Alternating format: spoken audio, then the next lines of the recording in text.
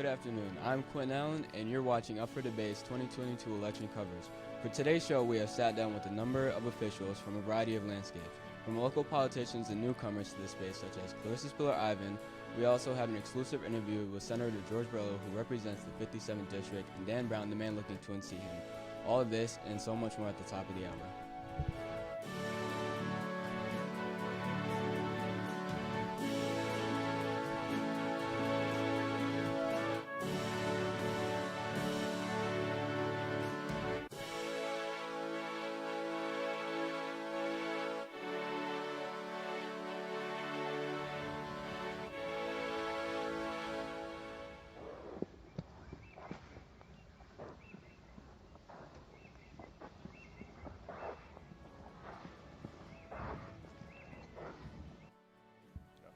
Okay, so one issue that is important to you?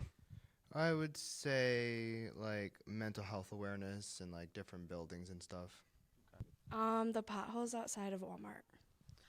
In today's day and age, it's about healthcare and driving up the cost, not only as far as like supply and demand goes, but the care that patients are getting, as far as also having adequate staffing around in hospitals and such. There's no jobs around. Probably racism, because I am in a community full of different races, and I know that that's a big controversy going on in the world.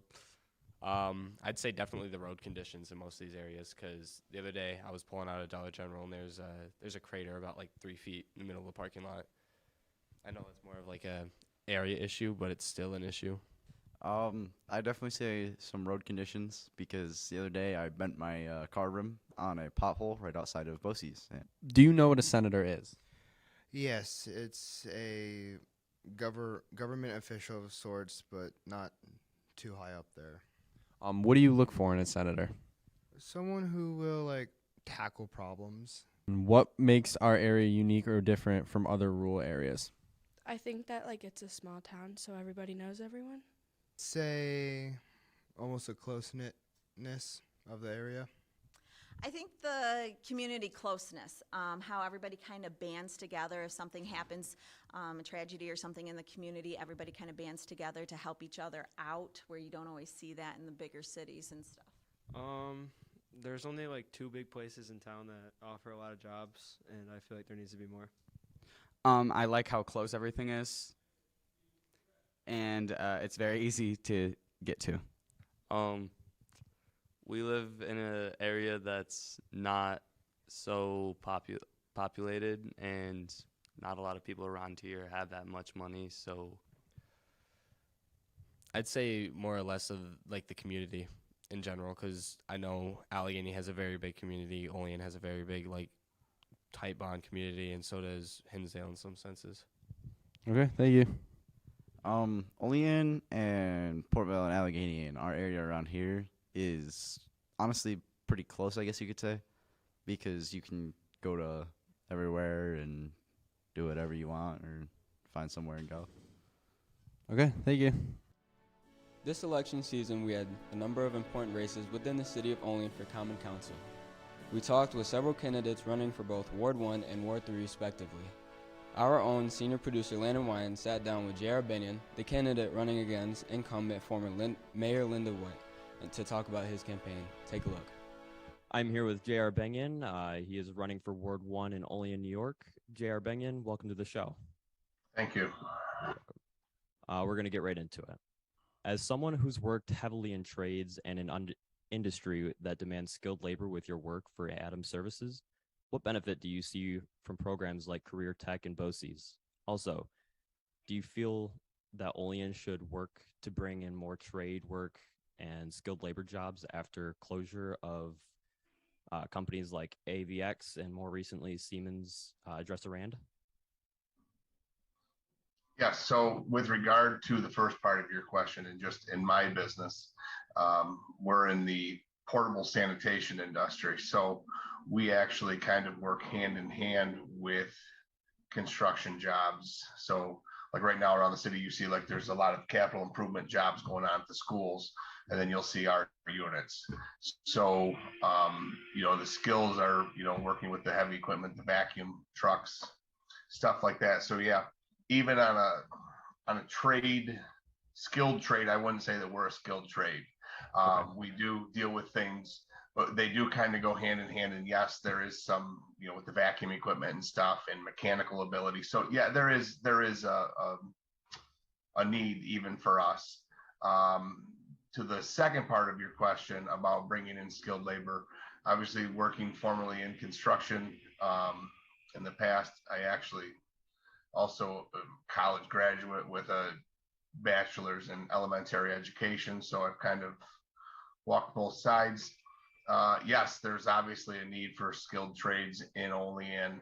And when we can get companies to come into Olean and hire skilled trades workers, like, hopefully potentially this steel plant or manufacturer, wherever is in need of welders and stuff, that'll be a great thing to replace things like AVX and Siemens that you spoke of. Mm-hmm. In the years of 2018 and 2020, respectively, you ran for this very same seat against the very same person, Linda Witt. You're now running again against the same opponent in the same area. What do you feel has changed since those runs, and what do you feel you can offer the city of Olean now that you couldn't previously? Sure. In 2018, I would say that was kind of just I was not born and raised here. My wife, my late father-in-law, who owned this business prior to us, they are from here. I moved here in 2013. Okay. I think that's when I got married, 2013. So I've been here about 10 years now. So in 2018, I looked at that as kind of maybe getting the name out there. You're running against somebody in Linda herself, who's been a Cattaraugus County legislator. She previously was an alderperson in this ward. She was the city mayor. Her husband is a doctor. So that name is quite well known in this ward specifically. Yeah. So in 2018, it was kind of like, just get the name out there. What do I offer any differently now than I did then? Nothing. It's just whether or not I offer something different than she does. And I believe wholeheartedly that I do. Okay. I think that there's a lot of things in this ward that sometimes are ignored. I think that sometimes the ward is not equally represented no matter where you live in this ward. I think sometimes there's a difference. And if quite honestly, I feel as though sometimes when the election happens and she's won, then she disappears for a while and there's not much representation. And then once we hit campaign season again, there's a real sprint to make sure we're doing things. And I think that you should represent the entire term and you should represent the entire ward. Yeah. Is there anything else that you'd like to add to your campaign? I think that just, the biggest things is like, I believe in a lot of common sense, being a business owner and working within budgetary means. I think that we have to look at things from a city standpoint. I think sometimes there's some gross overspending, whether it be just pride factors or ego factors of these projects. I think that sometimes we have to look at things, real things, like I live on Front Street. The infrastructure on Front Street is horrible. Front Street needs to be replaced and repaired with a full redo, not just keep patching things together. I know the infrastructure projects and things like that aren't as big and shiny as a dog park or a splash pad or something external that you can see and tangibly touch. But when the infrastructure goes down, it's going to be a big thing. So I think that we need to do that. I think that a main thoroughfare like Front Street that has a history of traffic problems, accidents, speeding, the bridge problem down to the south end of Front Street, the low bridge, the train bridge. Yep. Those things need to be addressed and rectified the best that they can. Okay. That's all we had for you today. I appreciate you coming in and speaking with us. All right. Thanks. You have a good day. You too. For the sake of total transparency, our team reached out to Linda Witt on multiple occasions to interview. However, we never received any sort of response. Changing wards, we move to Wards 3 of Olean, where Jennifer Forney, a newcomer to the political space, is running against Clarissa Spiller-Ivan, whom, while is new to a common council, has made a run for Olean School Board in the past.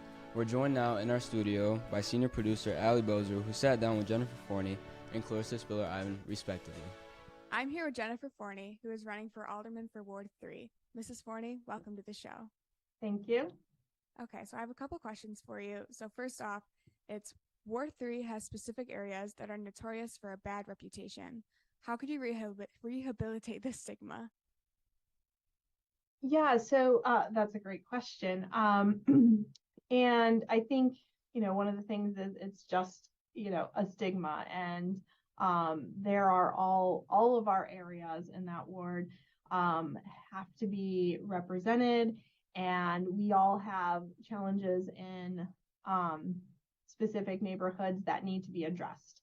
And so I think really going to the residents of, those areas that have a stigma and talking to them and, finding out what their needs are and the concerns that they want addressed and being able to kind of bring that forward to the city council. Because I really feel like that's my job as an alderman representing our entire ward, not just the neighborhood I live in or my friend's neighborhood, but really representing the entire ward and being that voice for each person that resides in our ward. For sure. As you hold the position of president of the Parent Teacher Association for Archbishop Walsh Academy and Southern Tier Catholic Schools, how can you benefit the public schools in the area while closely related to the private schools? So I actually no longer hold that role, which is fine. I've actually moved into a different role representing our schools. I sit on our board of trustees for Archbishop Walsh Academy and Southern Tier Catholic. And so, I think, actually, can you repeat your question?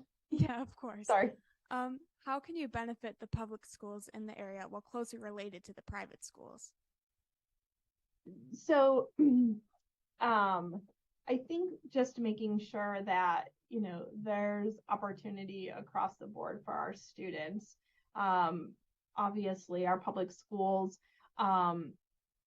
we have, our Olean City School District, but in our private school in the area, but making sure that, there's that collaboration between schools and communication of how we can better benefit our students as we kind of prepare them to go to college and into the real world. And I think the goals of either whether you're public or private is we want them to be contributing upstanding citizens of the world. So really preparing for the things that they'll be dealing with, not just from schoolwork and having good grades, but are they participating in clubs and teams and taking on leadership roles and things that will help them in their future as a college student or as a participating in our community as well. I don't know if that answers your question, but yes, it does. Thank you so much. Would you like to add anything about your campaign? Well, I've been born and raised here in Olean, and now I live and I work and serve in various volunteers opportunities, and also raising my family, and really as a representative for our ward and for our city, it's really important that we are really collaborating and building partnerships to really have a strong community that we can move and drive forward so it is sustainable and for our future generations where people want to stay and live and work and raise their families, or just people who come to the area and encourage them to stay, whether that's for personal reasons and just residents here or small businesses and etc. But I really think that's important for my campaign, is really building a stronger community as we kind of move forward. Perfect. Thank you so much. That's all the questions I have for you, but it's been a pleasure having you. Yeah, thank you so much, and a pleasure being a part of it. And Clarissa Spiller Ivan is a sixth generation Ward 3 resident, as well as graduated from our very own audiovisual productions program. She is running for Ward 3 in Olean. Mrs. Spiller Ivan, welcome to the show. Thank you so much for having me. Okay, getting right into the questions. In Ward 3, there are specific areas that are notorious for a bad reputation. What can you do to rehabilitate these issues? Well, as you said, I'm a sixth generation Ward 3 resident, and I'm a sixth generation South Olean resident, which usually has been marked as the bad part of town, which is a shame because really this neighborhood has its own identity that's different from the rest of Olean, and there's a lot of families here, a lot of longtime residents. I have a comprehensive plan of how I intend on addressing a lot of the issues that have plagued the underserved neighborhoods here in South Olean for decades.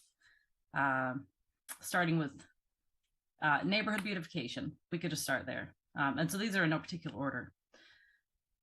Let's just be honest, Green Street is not green. Green Street is the thoroughfare that runs the length of South Olean. A lot of people use it to get from one side of Olean to the other, and it takes a beating. Just a few months ago, they paved the street, but we need to go a lot farther to really beautify the neighborhood, make it feel welcoming, and this will create an overall sense of well-being for community residents and people who are driving through. We also can address the housing issue. We have a lot of homes that are dilapidated, homes that are in disrepair, slumlord-owned properties that are just not being kept up to code. We have a number of vacant homes that are just breeding grounds for dangerous drug activity. And when it comes to the park, we have a 10.5 acre park here in South Olean, which is Franchot Park. It's Olean's largest mixed use space, and it is widely underutilized for how beautiful it is. It's access to the Allegheny River. It's access to downtown.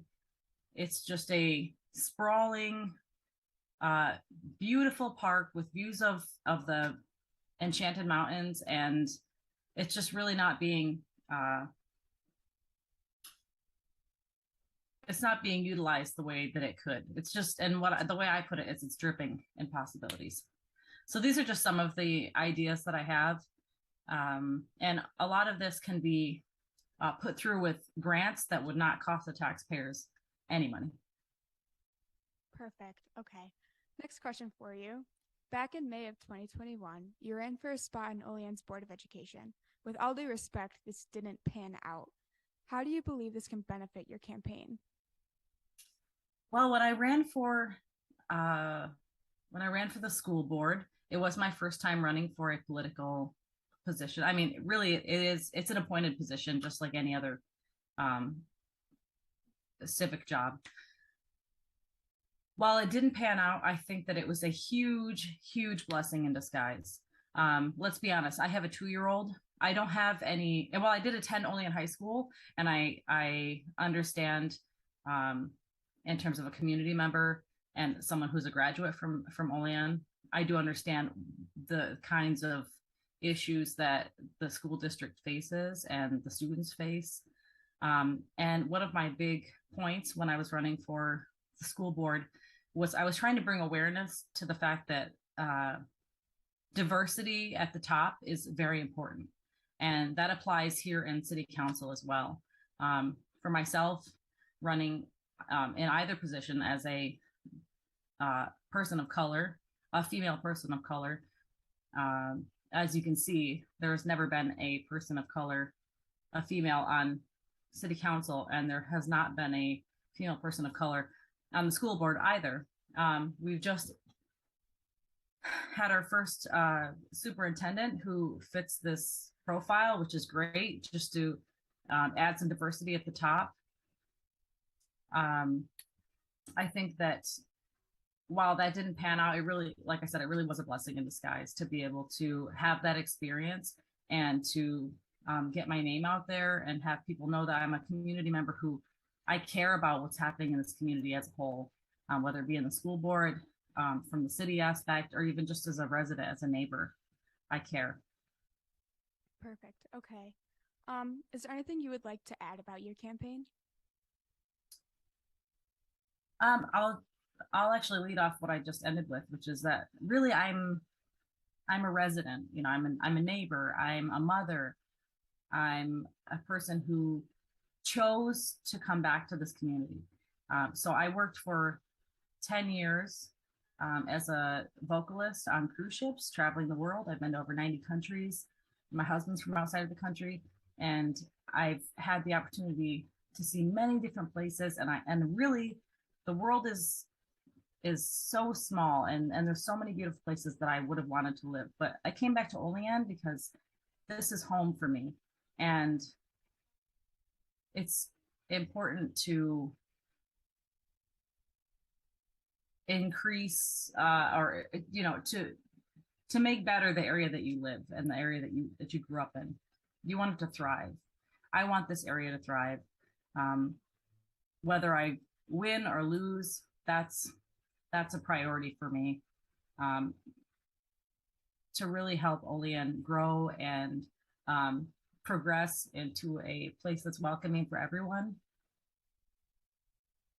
And I'm just glad that I'm able to continue living in this community and be so close to my family and be close to this beautiful landscape that's just unlike anywhere else. I'm really looking forward to taking on the city council role and really getting some work done for South Olean and underserved neighborhoods in the Olean city as a whole. Beautiful. We value your time so much. Thank you for coming on the show. Thank you for having me.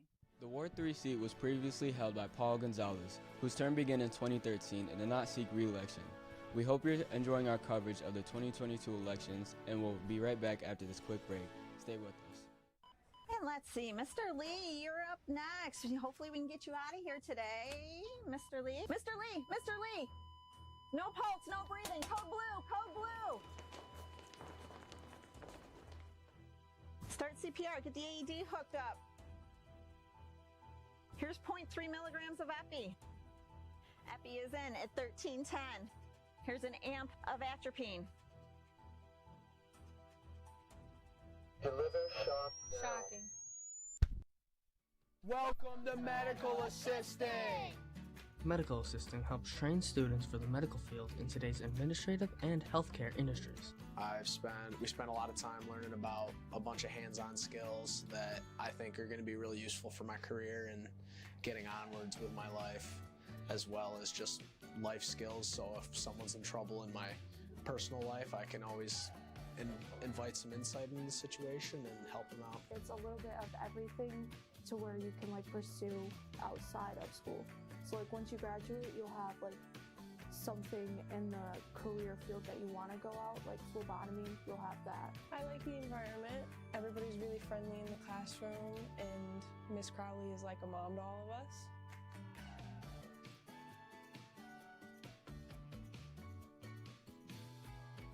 And I love this class. I'm glad I took it.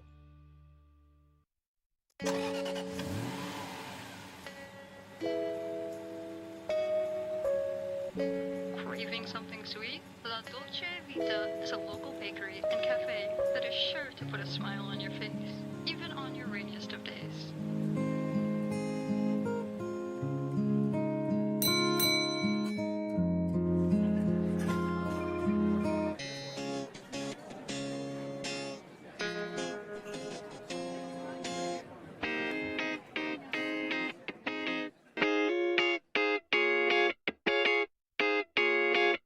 La Dolce Vita, bad days end here.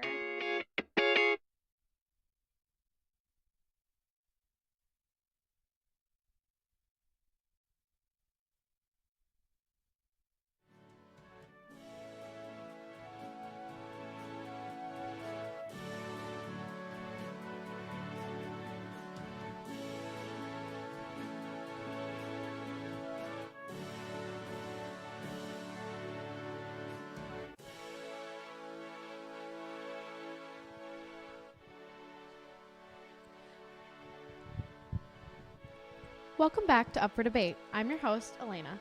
This is a big election year for New York State as our 57th district race is heated up. The incumbent Senator George Borrello faces off against Great Valley native and farmer Dan Brown. I had the opportunity to sit down with Dan and get to know him and his platform. Take a look at that next.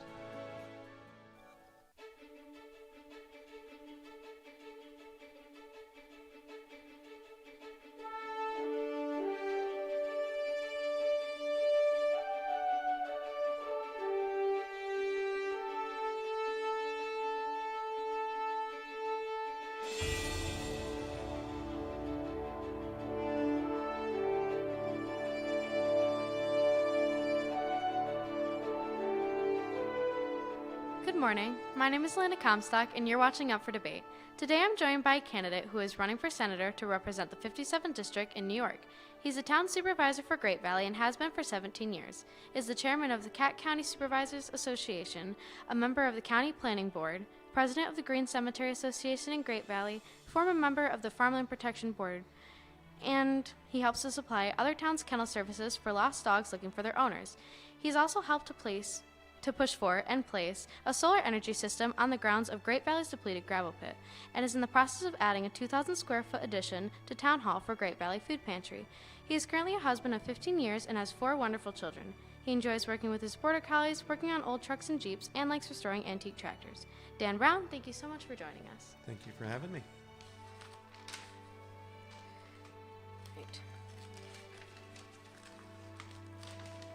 Right. So the first question I have for you today is, what would you as a U.S. Senator be able to do for our local towns of Olean and Cat County, Little Valley? Well, New York Senator, New York State 57th Senate District.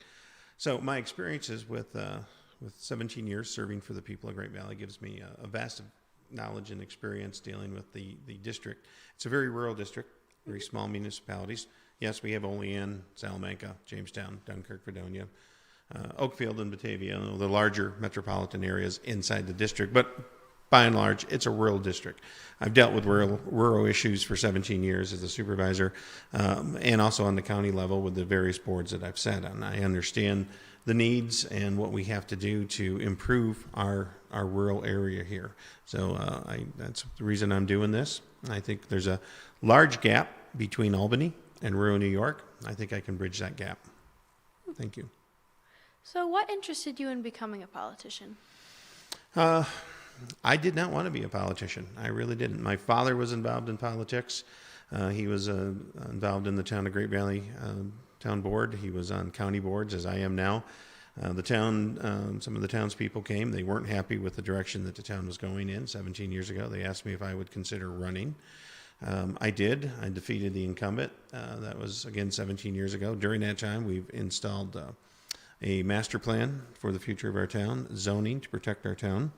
I worked with the Cattaraugus County Real Property Tax Department to design a system where the county does our assessing, and we must be doing it correctly. People must be happy because there's presently 16 other towns that now follow that procedure, as Great Valley did. As you mentioned, the solar facility, we have a town-owned gravel pit that is depleted after 50 plus years. It served our town and served the needs for that product. We're putting solar in there. The lease will come back to the townspeople. It will go into the town budget to offset that. And, I know there's a problem with all this, another issue with Albany. They're pushing the green energy, but the problem with the green energy, as in with the solar, when solar, that's a double-edged sword, because when it expires, when those solar panels are depleted, presently the only place to recycle them is in Arizona. Mm-hmm. And they can only recycle 80% of the precious metals that make up those solar panels. So they are truly an issue that's going to have to be dealt with. And, we're stepping so fast into this green energy world. I think we really need to slow down and really figure out what the end game is going to be. It's always that second step that you have to consider. So that's, just try to improve the area, try to improve my town. That's where we went with this. And after 17 years, I think we're doing a good job. So, Going off of that question, actually, what are some other challenges that you faced during that time? Well, our town, I was the first supervisor to lead our town through a revaluation. It's a very difficult situation when the town has to do a reval. The farther you are away from 100% equalization or 100% evaluation, the more it's just like a school grade. The farther you're away from 100%, the farther you are, to being wrong.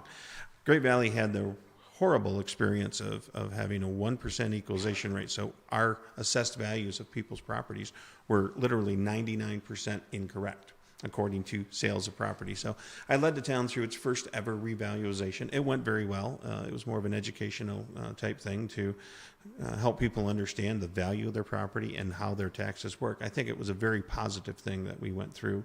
And there's 1,800 parcels in my town. At the Board of Assessment Review, where one can argue their assessed value, that first year we only had right around 100 people come. So to me, that's a very successful deal when you can do that. It shows that people understand the process. And really, government is really just a process. It's working towards a goal. And that was one of the other things, one of the big things, the major things that we did, along with implementing zoning and their comprehensive plan. I didn't do it alone. I have great board members that I've worked with over the years and a fantastic planning and zoning board that every one of them do it for the right thing. They do it for the dedication of the town and to help their neighbors. So thank you. What do you think that you would say to somebody who isn't interested in politics? Well, you can always say the old line, you can't complain. If you're not going to vote, you're not going to take part in it, don't complain. I'm one of the youngest town supervisors there are in the county. Most of them are older than me. We need a younger version coming in. And I think a lot of people are have a bad taste in their mouth for politics and for government. And it's really not so much maybe local, but national or even statewide. I think everyone is just really tired of the bickering. I know I am. I'm a fixer. I'm not going to be fighting with everybody. You have to find a common goal. Common goal is to do good and try to work towards that common goal, regardless of what side of the aisle you're on. So. How do you find balance between pushing for what you want and between pushing for what the people want? Well, what I want is really dependent on what the people want. When they come to me and they say, how about we do this or how about we do that? Or, I come up with an idea and I bring it before the board, or we have a public hearing on it in my town. We're working on an Airbnb thing right now. We've had 3 months worth of public hearings. And it's not that we wanted to push the Airbnb law that we had worked on through the Planning and Zoning Board and through our town engineer and our town planner. We don't want to push it on people. We want it to be, has to work for both sides, the people that are selling that use of their Airbnb business and also the neighborhood that is surrounded by these items. So I think when you have 3 public hearings that are very well attended, that is how you create a new law. That is how you bring it before the people. And sometimes you have a public hearing and you have nobody there, and that's not a public hearing. Then it becomes one person or one group's idea of how to do it. So that's not the proper way.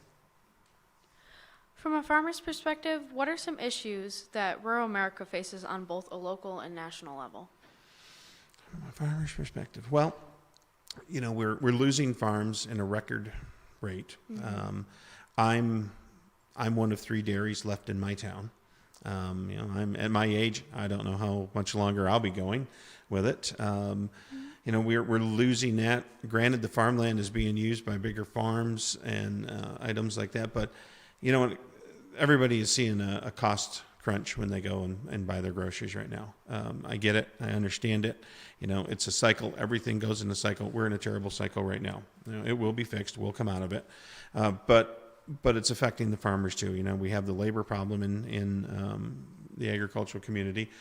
11 years ago, we made a commitment to go more mechanical labor than higher labor, and that's the robotic milking system that we installed. So, the bad part is a lot of these farms, they're gone, and they're never going to come back, and the farmland is being broke up.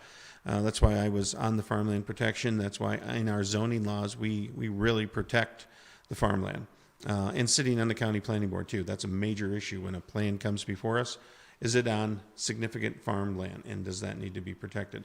One of the reasons we're doing the solar is to lead by example. That gravel pit that served its people for 50 years plus it can now serve its people by growing energy on a plot of ground that will never grow feed. It'll never grow food. It'll never be an agricultural thing. So we can kind of say, here's where solar should be. Here's where this farm land should never compete to grow food or to grow energy. So we're trying to lead by example in Great Valley by doing exactly that, to put it on this piece of ground. Thanks. Are there any other things that you're in the process of trying to change for your town at the moment that you'd like to talk about?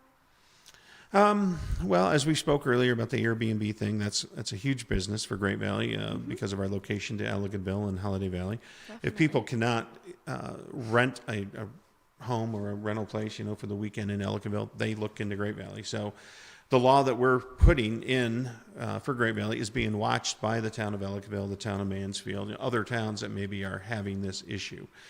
So we're trying to, and one of the things, if somebody's coming in our area to rent a unit, to rent a vacation weekend or a week or something, we're trying to make it so all the towns can follow it, not only for the towns, but also for the renters that are coming in. They know what the rules are and they know what to expect, and to eliminate problems where you don't have to have issues with, roads being blocked by cars, emergency vehicles not being able to get through, noise, pollution, garbage, and that stuff where we're having to, bring in the local police or something to deal with it.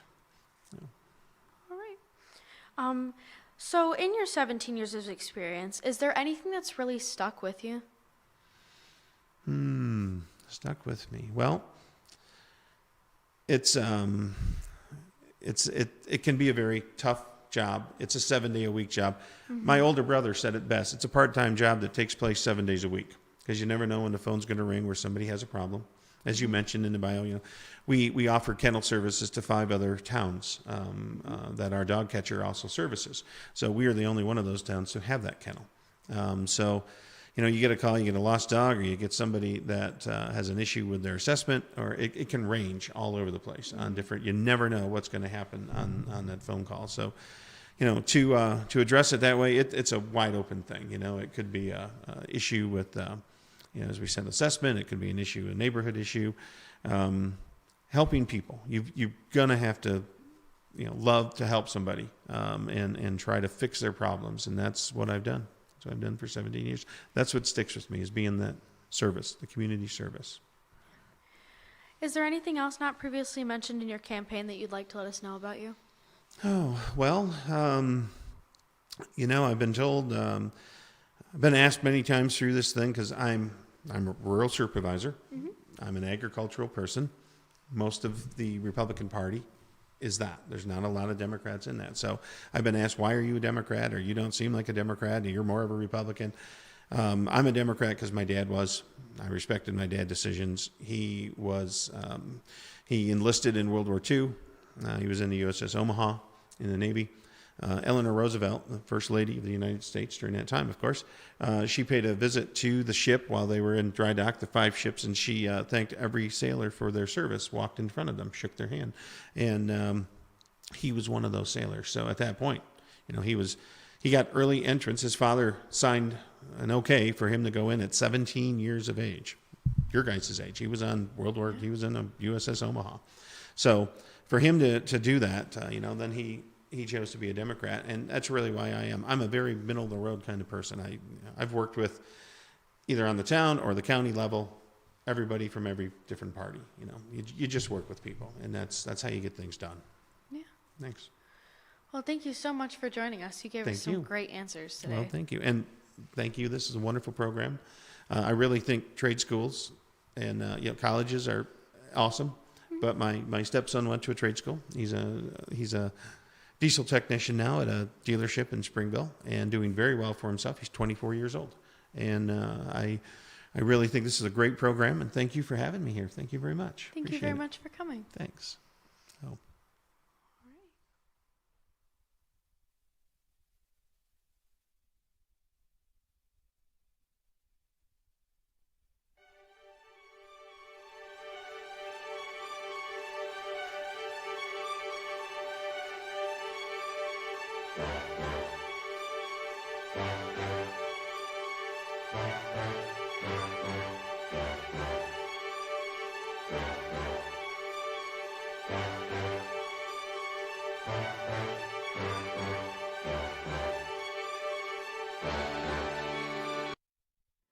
Dan may be new to running for a state representative position, he certainly has an abundance of experience and is looking to bring a rural perspective to Albany.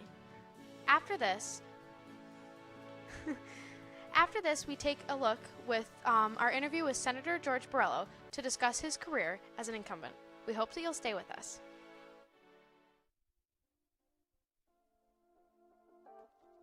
I'm in media communications. There's a lot you can do in the program, like if you really like art or you like photography or designing stuff, like it's all in one class. I believe that if you are pursuing photography and graphic design as a career, then this class definitely sets you up for that. Well, for photography, we do like photo shoots, we come in the studio, and for more of designing, like we can design magazines, movie covers, stuff like that. We've done projects such as logo design and posters and magazine designs. We do like photo projects such as taking portraits of other students and then editing them in Photoshop. And we also sometimes do illustration work. We've created posters, we've created logos, we have done a lot of projects for outside companies. It gets you out of your home school for half your day and you meet a lot of new people. I really like the side of like photography and art. The teacher is awesome, honestly. Overall, it's been a great experience. I love this class, I love the teacher. Miss C is really, she loves us to death and she would do anything for us. I don't know, it seemed like a cool, safe place to be. There's a lot of kids in there that are just like you and just want to create, and it's really beautiful. It's a very safe place to express yourself, and it's a very creative and safe environment to just be you.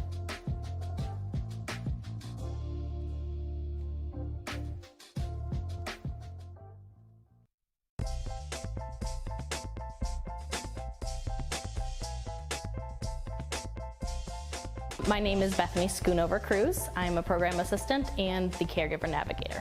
So the caregiver navigator program, we do give out referrals. So what people do is if they need help finding something, we can help find those services in the area. We can start looking out in the community, seeing what you're eligible for, and call those places to make sure they actually have staffing.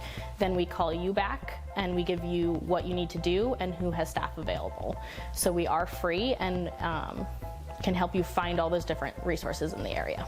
So we focus on preventable injuries for children. So this could be drowning prevention or bike safety. Southern Tier Healthcare System is a nonprofit rural health network that works to address the health and wellness needs of Allegheny, Chautauqua, and Cattaraugus counties. Call us at 716-372-0614 to see how we can help you.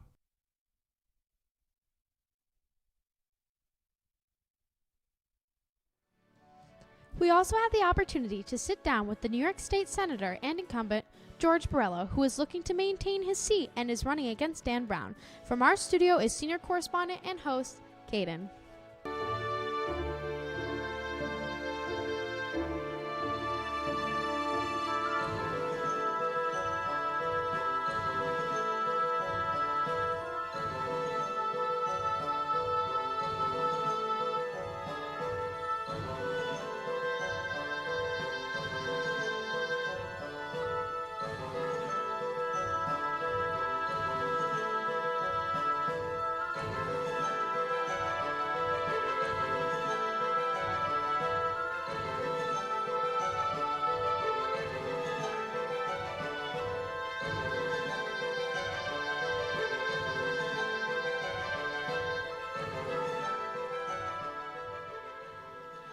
Hello and welcome to Up for Debate. I'm your host, Caden Cassidy. Today we are pleased to be joined by a New York State Senator.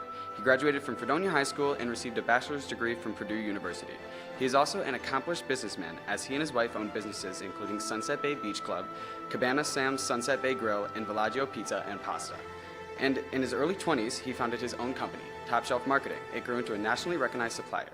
He served 8 years as a Chautauqua County legislator in which he worked to improve infrastructures, downsize government, and clean up rundown properties. He is currently running for re-election for the 57th Senate District. Welcome, Senator George Borrello. Great to be here with you. Thank you. So we're going to ask you a few questions today. We had a senator in here earlier, and somebody running for senator. And first question: what can a senator like you do for local towns like Olean or Little Valley? That's a good question. First of all, thank you very much for having me on. It's good to be here, and it's really great to see all you folks working in this field, because these are demand jobs. So to answer your question, and it's kind of related, it's really ensuring that the resources that we need so that you can stay here. You folks here in the BOCES program especially, you're being trained in the jobs that will keep you here locally. And that's really important to me. It's one of the things I found out back when I was county executive in Chautauqua County, that it's not that we don't have jobs here, we have lots of jobs. The problem is we don't have people, particularly young people, with the skills to fill those jobs. So for me, it's about the resources to ensure that our workforce can be trained properly to fill those jobs here, and that's the best thing that we can do for our communities here. It's not about subsidies, it's about ensuring that they have the most important thing that our businesses need, which is a qualified workforce. And we've been able to help with that. We've shifted the focus from, instead of saying we need to subsidize things and create more jobs, to let's create a qualified, skilled workforce. And if we can do that, that really offsets the other challenges that business owners like myself face in doing business in New York, which is one of the worst places in America to do business. Okay.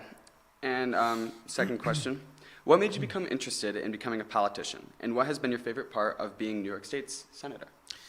Two good questions there also. First of all, I got interested because as a business owner and a local person active in the community, I saw that we were not getting enough attention and enough support at the time from our county and our state government. So I ran for the county legislature back in 2009.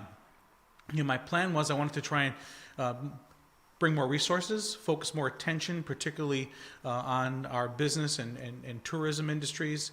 And then that evolved into learning more about the fact that we needed to improve our workforce, that we needed to address blight in our community, and to really ensure that people understand that this is a beautiful place to live.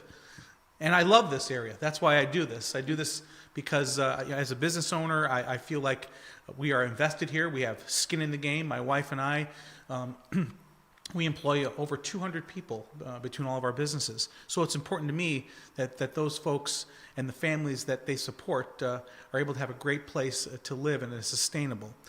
And the best part about this job, being a state senator, is being able to help people individually. We do things that are called constituent services. Constituent services are when someone contacts us because they've gotten caught up in the red tape of government and they've got no place else to turn. This was huge during the pandemic when literally millions of New Yorkers were forced onto unemployment by the shutdown by the government. And many of those people just couldn't reach anyone at the unemployment office. They couldn't get help. A lot of them were caught up in scams. And we helped literally tens of thousands of people, some from not even in our area, some that were, in New York City and other parts of the state where their senators' offices had shut down. We never shut down. We always took calls, and we were able to help people. And helping people, particularly people that have been caught up in the red tape and the bureaucracy of government, be able to overcome that. That's the best part of this job. Mm-hmm. All right. Third question. What would you say to someone who is not interested in politics, and how could you encourage them to use their voice? I would say to them that some people say, well, I don't get involved in politics. Well, I've got news for you. Politics is involved in your life, whether you like it or not. So either you are informed and you are engaged, or you will unfortunately get tossed around and not have a say, not have a say in your government, not have a say in the future, and not really have a say in how your family, your friends, your children may be able to stay here and move and live here a comfortable and prosperous life. So the biggest impact when you get involved is to know that who those folks are, what they stand for, and ultimately you want to be a part of engaging with them and be a part of the solution, if you will. And that's the best. That's really, to me, the best reason why you want to be involved. Mm-hmm. I stayed out of politics for like a little bit, but now that I'm getting older and like I'm going to be able to vote next year, I'm kind of starting to pay more attention to it. So it's like it's very interesting for me, like how everything works with that. Absolutely. Question 5. How important is it for a senator like you to be transparent and communicative with the people of the state that you represent? I think it's vitally important. I think New York State government is inherently non-transparent. You look at the pandemic, it got even worse, unfortunately. We gave unprecedented powers to the executive, to our governor. Those powers were abused, unfortunately.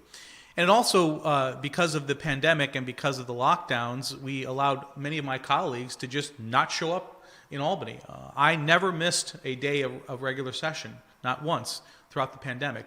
Many of my colleagues never actually showed up for a day, but yet they still got their paycheck and they were allowed to vote remotely. This has led to a government that's even less transparent. For me, I like being out there with the people. I like ensuring that the people that I serve, the people that I answer to, know that I'm out there in the community. And if you look at my social media posts, you'll see I'm kind of all over. And that's important because I want to know what's going on and I want people to know that I care. So it's vitally important to be transparent. It's vitally important to ensure that people understand that their government is there to serve them. And ultimately, and it's been said by our founding fathers, you should not live in fear of your government. In a democracy, government should live in fear of the people. Question 3, I accidentally skipped this one. What challenges and obstacles have you dealt with, and what have you done to overcome these kind of situations? Well, one of the biggest obstacles we have is the vast difference between the communities here in rural Western New York and upstate New York and in New York City. You know, obviously New York City dominates so many things in so many ways. So that becomes a challenge. And agriculture is the biggest industry, not just here in our region, but across the state, believe it or not. It's actually the largest industry. And yet so many of my colleagues based in New York City have done things that harm agriculture and harm our ability to feed ourselves and feed those that need support. So one of the biggest challenges is trying to communicate that to my colleagues and ensure they understand where their food comes from, how important it is that our food supply chain in New York stays strong. And that means a strong agricultural base. Otherwise, if we destroy that, it's going to end up resulting in us having to rely on other states and other countries for something as basic as our food. So I have, as the ranking member of the Senate Agriculture Committee, I've taken it very seriously. I've traveled all around the state, and I have actually had many of my colleagues come up here. We just did a farm tour a couple weeks ago where we brought largely downstate legislators up here so that they can understand what it's like for a farmer, what it's like, how important it is, what they do. And it was very successful. We had legislators from the Senate and the Assembly, from the Bronx, Brooklyn, Queens, Buffalo, urban areas where they don't, in many cases, never in their life had seen a cow. So we brought them to dairy farm, we brought them to vegetable farms, we brought them to grape processing in the north end of Chautauqua County, near where I live. And we really got them focused and engaged, and that has helped us. We had a big success. I think one of my crowning achievements, and I hope I'm not taking another question, but one of my crowning achievements in my time as a state senator is getting the Nourish New York bill passed, which helped thousands and thousands of farms and helped really millions of New Yorkers that suffer from food insecurity, especially during the pandemic. And now that is a permanent recurring program because of a bipartisan effort by myself and Assemblywoman Catalina Cruz, who's from Queens. You know, I'm a Republican, she's a Democrat, she's from New York City, I'm from up here, and we worked together to get that program permanent and recurring, and it's been a big help to agriculture and to people in need of food from food banks. That's a great thing. That's a great thing you did. Another question. Much like your experiences as a business owner founding Top Shelf Marketing helped you understand the point of view of an employer in New York State, what other experiences have helped you gain a new perspective on the citizens of New York? Well, you know, every time I go somewhere, it's a new experience, right? I visited small businesses. I visited not-for-profits. Visited organizations that are helping people, whether it's a government organization or just a group of people that have come together to provide support. So those experiences, being there directly, and in many cases helping those organizations and people, has helped to broaden my understanding of everything that we can provide here. I've been to places that I never knew existed, quite frankly, before I was a state senator. In some of our more remote areas, the Tall Pines ATV Park and other places. Even here in Cattaraugus County, visiting a lot of the small businesses. In fact, this coffee that I'm holding here came from La Dolce Vita. It's an Americano. I would recommend it highly. They're right on Union in Olean. So I like to take those opportunities to learn more about those businesses and learn more about those organizations and learn more about the people. And that, to me, has been just such a fulfilling experience. And it happens literally every day for me. Yeah, I've lived in Olean my whole life, and there's still some businesses that, like, when we drive past a certain spot of Olean, I'm like, oh, I've never seen that. Well, your life, I got a few years on you, so trust me, it takes a while. Yeah. All right. Question 7. In late 2020, you spoke in opposition of the regulations the New York State Office of Renewable Energy Siting proposed to accelerate the processes of making New York State more reliant on renewable energy. What are your current views on making New York State more reliant on renewable energy? I think that the way that New York State is going about it is irresponsible. When you set ridiculous goals that are not achievable and just think that somehow the technology would catch up, that's not the way to go about it, and that's currently the position. But more importantly, it's actually worse than that, because New York State accounts for 0.4% of all the greenhouse gas emissions in the world. Now, this is global climate change, right? So even if we spend all this money, literally hundreds of billions of dollars when it's all said and done, even if we get down to zero in New York, it's going to have no impact. And on top of that, it's going to destroy our economy and our quality of life here in New York State. We're already seeing spikes in prices in reliable forms of energy like natural gas. And what has also happened is we've shut down cleaner, greener energy here in New York. And instead of telling the truth that we can't power New York with renewable energy, under the cloak of darkness, if you will, we're running transmission lines to some of the dirtiest, old-fashioned coal-fired plants, like Homer City, Pennsylvania.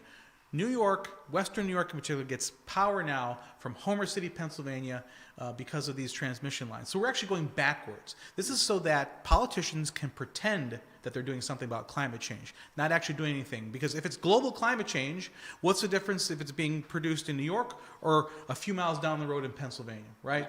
And at a tremendous expense. Also, NYSERDA, which is the government agency that oversees energy, and particularly the transition to green energy, doesn't consider hydroelectric power as green. Well, how come hydroelectric power isn't considered green? Because when you consider that, here in upstate New York, we are already nearly 90% green, largely because of hydroelectric power. Now, New York City, on the other hand, is less than 30% green. So we're not the problem. And to think that you are going to be able to power a city as big as New York with entirely on wind turbines and solar panels, and not thinking about hydroelectric, not thinking about nuclear, not thinking about hydrogen power. And I did an op-ed piece that was published in the Buffalo News talking specifically about how we can have a cleaner, greener future without sacrificing our economy. But unfortunately, many of my colleagues are just virtue signaling, one-trick ponies. And that, to me, isn't going to get us where we need to go. Mm-hmm. We have 2 more questions, and then that'll be it for the interview. Sure. So question 8, how do you find the balance between what you want for the state and what the people of New York State want for the state? You know what? That's a good question. Because sometimes you say to yourself, well, I think maybe I know something that perhaps the average New Yorker doesn't know, but it's my job to educate those folks. It's my job to gain their confidence in my point of view. And more importantly, it's my job to ensure that their point of view is represented. At the end of the day, it's what I believe the majority of the people in this district want. That is the agenda that I need to pursue. And if I feel that for some reason, perhaps popular opinion doesn't mesh with my beliefs on something, then it's my duty to explain why. And I've always said to folks, you may disagree with me, but I hope that you respect how I got to my decision. That I prefer to do what I call the deep dive, and to really research a topic and ensure that what I'm doing is a responsible and thoughtful action. So It's my obligation as a servant of the people to do that, and I will continue to do what I can to educate people, and more importantly, learn from them what they would like me to do as their representative. Okay, and lastly, is there anything not mentioned in your campaign advertisements that you'd like the public to know about yourself? Well, I think I've kind of been an open book. I think people know me, but I will say this. I traveled all over the nation and actually internationally for more than 20 years in my private business. I had been to other countries. I've been to many other states, and it was always a blessing to come back home here to this region, to Western New York. And it made me realize that this is a wonderful place to live. The people here are wonderful. It's beautiful. There's so many things to do, and this is worth fighting for. So I get up every day, every single day, and do this job, as challenging as it may be at times, because I love this place. I want to make it better, and I don't want people to have to leave to pursue a better life. We can have a great life here because this is a great place to live, to raise a family, and ultimately to be prosperous. And it's my duty to help make that happen. Thank you so much for the interview, and thank you for coming in. Thank you. And that'll be all for today on Up for Debate. And I'm your host, Caden Cassidy, closing out with Senator George Barella.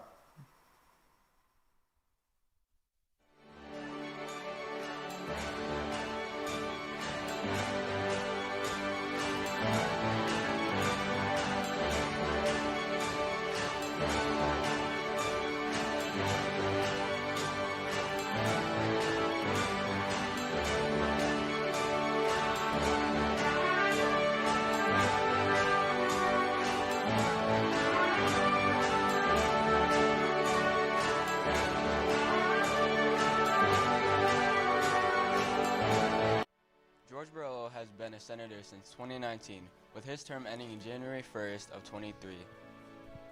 If he were to not win re-election. On the behalf of everyone here and our team at AVP, we'd like to thank you for your support and viewership. We'd like to take this time to encourage you to get out there and vote November 8th. Make your voice heard. This has been Elena with Up for Debate. Good evening.